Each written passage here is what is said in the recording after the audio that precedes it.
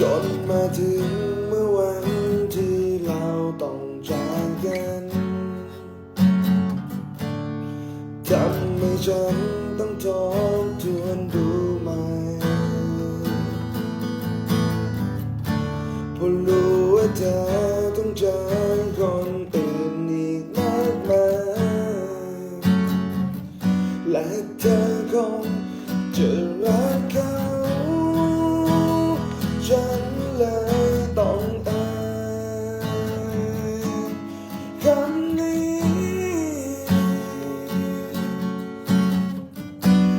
ไม่งั้นคงจะช้าไปฉันเลยต้องพูดมันออกไปว่าความจริงในหัวใจรักเพียงแต่เธอ